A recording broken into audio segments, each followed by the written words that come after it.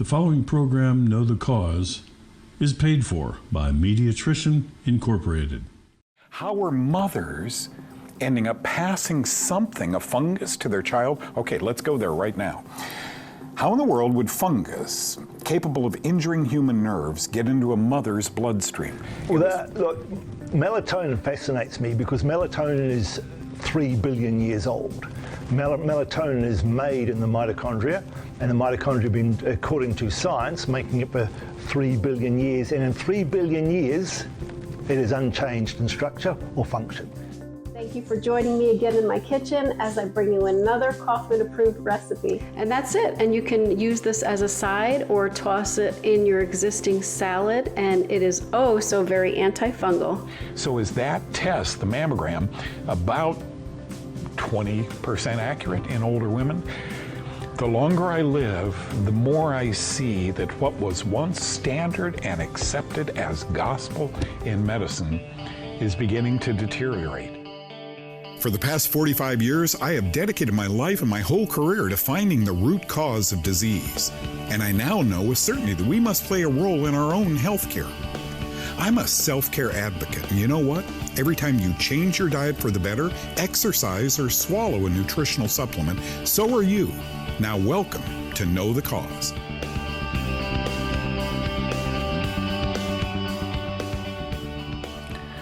You know, when I was a kid, how about you? When I was a kid, autism just didn't exist. These neurological diseases that we see today were almost non-existent. And yet today, folks, they're widespread. Why is that? When I began my career on TV 22 years ago or so, I remember walking into a juice shop. I'd get a carrot juice, you know, before I'd go on the air. I used to go live out of Fort Worth, Texas. And I'd get a shot of juice, and a new book, The Brain Wellness Plan, showed up on the shelf. I'm a guy who goes to the back of the book in the index here, and if I don't see mycotoxins, if I don't see yeast, if I don't see, you know, a link between what they're talking about, brain wellness and yeast, it's of no value to me, you know. Well, I did. Here's Dr. Lombard. He is a assistant clinical professor of neurology at a big university. This is an amazing, amazing book. And in this book, he says, currently there are no studies exploring the effects of nystatin. Nystatin is an antifungal drug that goes to the belly in autism. However, many researchers, including this author, Dr. Lombard, have reported beneficial effects of antifungal therapy in children with autism, including decreased hyperactivity, better eye contact, better bowel habits. And then he went on and on, talked about the dose and so forth. Now, this is a 22-year-old book. I'm sure it's not even in print anymore. But that impacted me, because back then I was seeing, working with doctors, I was seeing clinically these different kind of symptoms in young children, okay? Let's talk about, a little bit technical, go with me. I'll do this in 2 segments, just please hear what I'm saying. There's a technical new research paper out that talks about L forms, right? Cell wall deficient bacteria and fungus. I'll explain it all as we go along. How common is autism? In the 1980s, that's what I said, 1 in 10,000 children had it. 1990s, 1 in 2,500. 1999, 1 in 1,000. 2012, 1 in 88. A couple of years ago, you know, well, a year ago, 2018, 1 in 59. Folks, if indeed this is a problem that can be treated with drugs, bingo. It's going to 1 in 30, 1 in 20, 1 in 2. It's like cancer.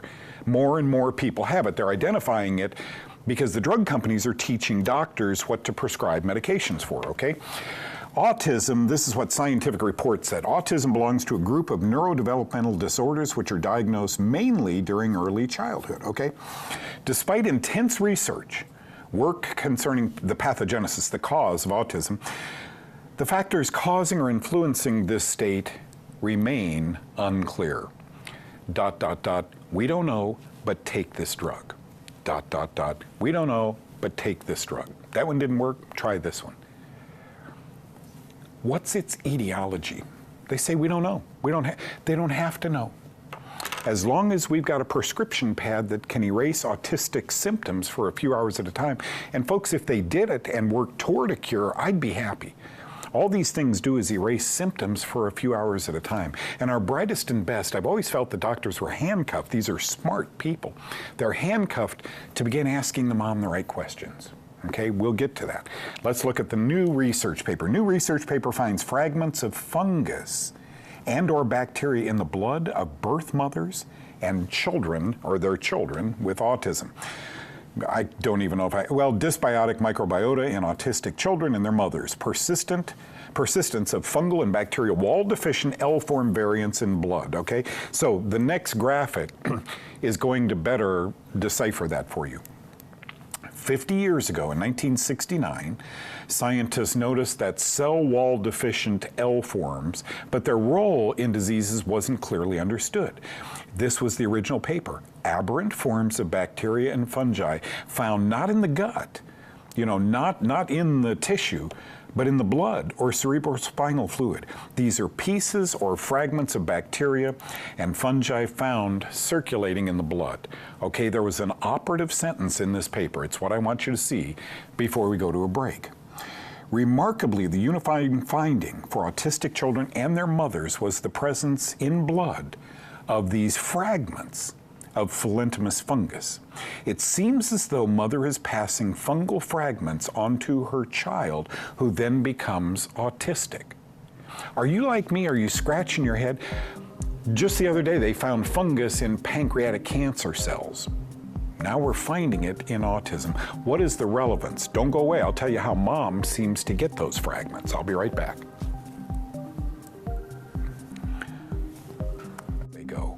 That wasn't done years ago, okay? Go with me on that. Penicillium is the mold, and penicillin is the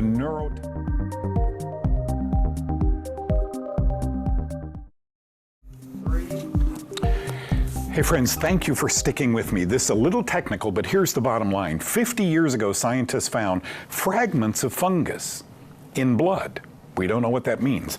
22 years ago, doctors at Cornell University discovered that a drug called nystatin that sops up those fragments worked pretty well for autistic children. Where are we today? How are mothers ending up passing something, a fungus, to their child? Okay, let's go there right now.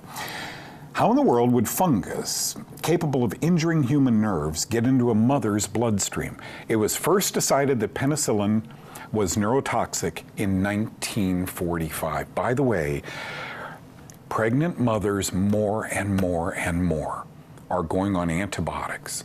Some safe, some not so safe. So says the scientific literature. They try and keep them on the safe ones. Mother's got a vaginal bacterial infection, so on antibiotics they go. That wasn't done years ago, okay? Go with me on that. Penicillium is the mold, and penicillin is the neurotoxin it makes. Yep, neurotoxin. Autism might be a condition caused by neurotoxic antibiotics that are routinely given to pregnant women, which can then be passed on to an unborn fetus. 80% of drugs prescribed to pregnant women are antibiotics, often for a condition called group B strep, okay? Are they important? What do OBGYNs say about antibiotic use in their pregnancy? Look at this. This is the International Journal of OBGYN 2013. American physicians prescribe too many antibiotics for the pregnant woman and the fetus in utero. 6 years ago, it's not gonna stop. It's not gonna stop. We are screaming, these medical journals that I look at are screaming, use antibiotics judiciously. It's one pediatrician screaming at the others. It's one OBGYN screaming at the others. One internal medicine doctor, stop using all these, not gonna happen. Pregnant women all go to a doctor. While they're in there, it's the flu shot, it's the antibiotics. Okay, so, antibiotic overuse in America, where are we today? In 2013, 80% of Americans were prescribed antibiotics, so says the Center for Disease Control. By 2016, they figured out 33% of prescriptions for antibiotics were unnecessary. And finally, 2019, antibiotics that dentists prescribe are unnecessary 81% of the time. Can I review this? Moms, If you have an autistic child, know that maybe these fragments were passed on to the child, but then you and the child might do well with a drug called nystatin. A doctor generally will give it to you because there's not really any side effects. It's on my website, knowthecause.com. Getting started, pull it down, and it says doctor's fungal protocol, how doctors should prescribe nystatin. Print it off and take it to them. Let's review this, okay? Millions of antibiotic prescriptions are written annually just for pregnant women with group B strep genital infections. Antibiotics can pass through the placental barrier, so says the journal Embryology.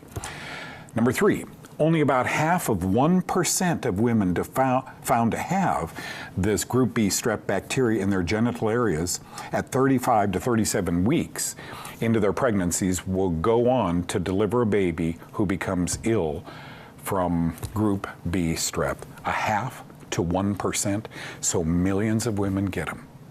All I can tell you is, folks, be an educated consumer. Listen to your doctor, but then say, I've learned that 99% of the time this may not help. Do I need these antibiotics? Always listen to your doctor, okay? I'm just a guy on TV, but I hope now you better understand that. Autism, is it a fungal problem?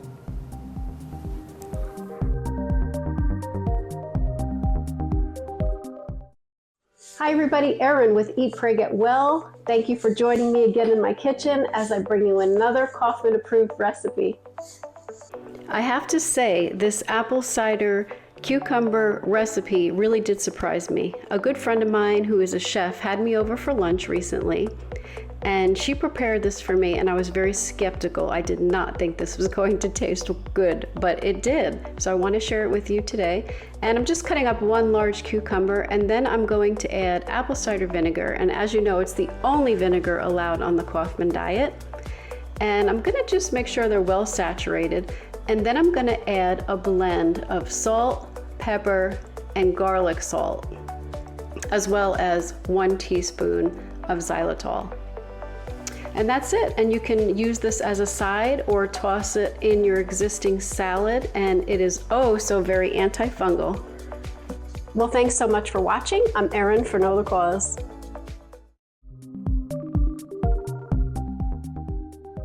So folks, I was down at the lake the other day, laying there watching the sun go down, big orange all around me. It's so beautiful. Then I went inside and began writing tomorrow's shows on my computer. Dr. Greg Emmerson joins us right now. He and I have had the opportunity in the green room to have so much conversation about this, spending time outdoors, grounding, watching the sunset, etc. And a little hormone called melatonin. Do tell.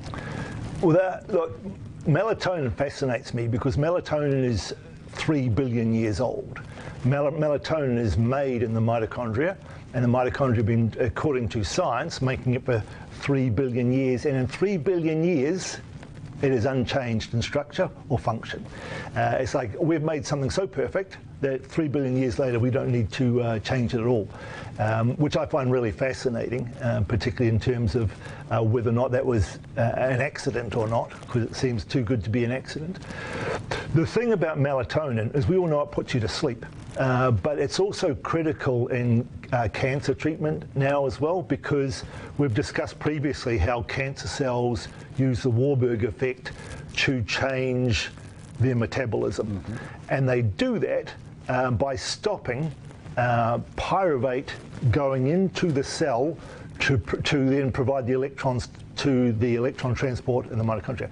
So basically they stop pyruvate being turned into electrons for the cell to use. Instead, pyruvate gets converted to lactate. So cancer cells prefer to use lactate and as a fuel rather than making 36 ATP. Now here's a really interesting thing. Melatonin stops them from doing that. Melatonin allows the electrons, it double crosses double crosses that and allows the electrons into the mitochondria to produce ATP. So at night, cancer cells don't become cancer cells anymore. They go back to a normal metabolism overnight because of the melatonin. And during the day, when melatonin decreases, then they start using the Warburg effect as well to allow their rapid spread. Now, interestingly, where do we get melatonin from? Well, melatonin 5% of it comes from our pineal gland in our brain, 95% comes from our mitochondria. How do you release mitochondria from the pineal gland? It's the sunset at night. It's the circadian rhythm where that red light at night at about 700, 800 nanometers causes the melatonin release from the pineal gland, and it dumps it all into the CSF, the fluid surrounding the brain and the spinal cord, and it puts us to sleep. But it's also how we switch off the Warburg effect. So if you don't see the sunset, or you see the sunset going and sit there watching blue light on your computer all the time, you don't get that release of melatonin, and you're not getting that anti-Warburg effect from double crossing the change in metabolism that cancer cells use. Dr. Emmerson, are you saying that cancer cells shut off at night? That's 100% what the science shows, because the melatonin turns off.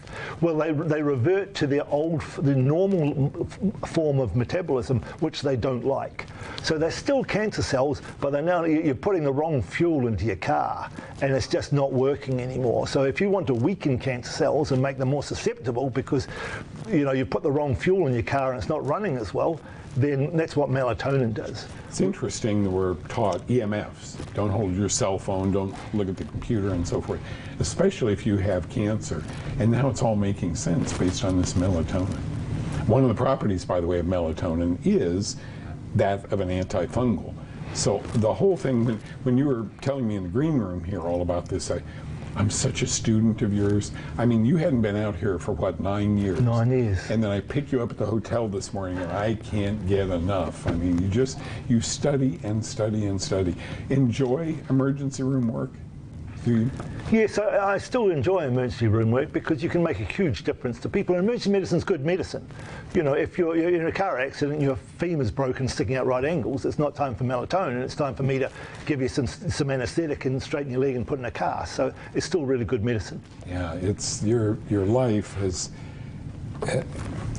When you were on here, you started here, what, 15 years ago? 15 years ago. Yeah, 15 years ago. I mean, you impressed so many people that we had to have you back on. He was just in Austin going through another course. Seems you never quit with all your courses. And I said, please, please, please, we're only 200 miles, come to Dallas. So they'll be able to see more and more of you with the goal in mind, John and mine, of getting you to relocate to Texas from New South Wales is where you live. Thank you for coming in and letting us continue our education. Melatonin, the Warburg effect. Thank you. Pleasure.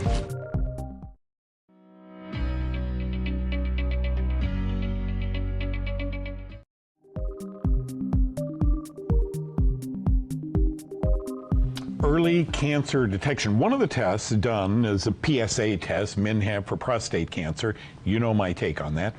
The other is mammogram that women are encouraged to get. This show, never let this show challenge or question what your doctor recommends for your health. I don't know your health. But older women, I hope you're watching right now, because National Cancer Institute says, better rethink these mammograms, okay? Should all women be screened for breast cancer? A new report says no. This isn't Doug Kaufman. I've been harping on this. How long have you watched me on TV? 25 years? I've been saying this all that time. For nearly 4 decades now, the country has recognized October as National Breast Cancer Awareness Month. It is a time annually devoted to educating everyone about breast cancer, including metastatic breast cancer, and the importance of early detection, and access to timely, high-quality care. By the way, I met this group when I first moved to Dallas 35, 40 years ago. They're wonderful. They were wonderful. They really are concerned. But their recommendations are a bit short here, and you'll see what I mean. Annals of Internal Medicine said in August of 23, funded by the National Cancer Institute, the report said continued breast cancer screening was associated with a greater incidence of breast cancer, suggesting overdiagnosis, false positive, may be common among older women who are diagnosed with breast cancer after screening. How overdiagnosed were these older women? I read these all the time now. What we thought was great. estrogen, progesterone for all women when they hit menopause age. Wasn't. Okay? Folks, what was standard and tradition in medicine is now rapidly changing. Do your own studies, but know this, okay? Breast cancer overdiagnosis. In women aged 70 to 74, that's me, but I'm not a woman, an estimated 31% of breast cancer among screened women were potentially, I love that word, they were overdiagnosed. How about 75 to 85 year? Are women still getting mammograms at that age? Almost half, were potentially overdiagnosed. In women over 84 years old, over half were overdiagnosed. National Cancer Institute. Now, does this word make it back to the doctor who recommends the screening of older women? That's why Know the Cause is on the air. I'm not questioning your doctor. He or she may have every right motive in seeing to it. Maybe I have a history of breast cancer and they just want to keep an eye on it. But know that what about false positives and false negative mammograms? Here you go. Additional reasons to talk to your doctor before you get a mammogram. False positives. Up to a fourth of breast cancers, and this is in younger women, found through mammograms are harmless and would not cause noticeable disease during the woman's lifetime. So 25% of breast cancers are false positive. How about false negatives? Screening mammograms miss about 20% of breast cancers, says cancer.gov, that are present at the time of screening. So you got 25% false positive plus 20% false negatives equal 45% effective, or 55% effective mammograms are. And folks, the numbers that I've come across recently, especially in the older women, over half of them may be false positively diagnosed. Well, what about false negative? If 54% of 84-year-olds are receiving a false positive, what about the false negative? Could that be 20%? So is that test, the mammogram, about 20% accurate in older women? The longer I live, the more I see that what was once standard and accepted as gospel in medicine is beginning to deteriorate. Look, we know 3 things that we know induce breast cancer. High starch, potatoes, rice in your diet, or high grain diet. Number 2, alcohol of any kind. And number 3, antibiotics. Mycotoxins, mycotoxins, mycotoxins. Fungal metabolites increase your risk of breast cancer, whether you're 20 or whether you're 84. Ionizing radiation, this one scares me. Women working in healthcare who are regularly exposed to radiation from x-rays and other imaging procedures need better ionizing radiation protection to help minimize their risk of developing breast cancer, argue doctors in the British Medical Journal. Ionizing radiation is a known human carcinogen, and breast cancer is highly radiation sensitive. As such, there are concerns that regular exposure to ionizing radiation during image-guided procedures like mammogram, may be linked to a higher risk of breast cancer in female healthcare workers. If you have a concern, always talk to your doctor. They're worried here about women who are working in breast imaging and x-rays and so. What about the woman going in for the screening? Shooting ionizing radiation through a breast, you and your doctor make that decision. Don't let me. I'm just here to teach you there's 2 sides to every story. Hope that helps.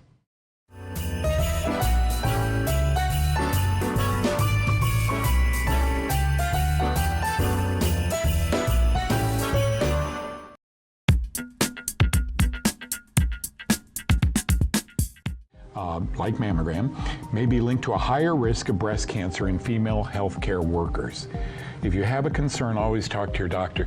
They're worried here about women who are working in breast imaging and x-rays and so. What about the woman going in for the screening? And then I'm going to add a blend of salt, pepper, and garlic salt, as well as 1 teaspoon of xylitol.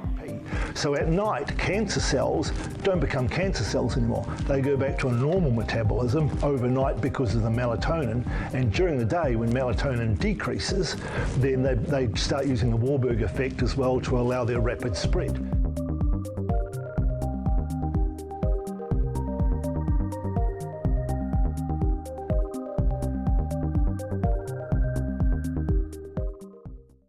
The preceding program, Know the Cause, was paid for by Mediatrition Incorporated.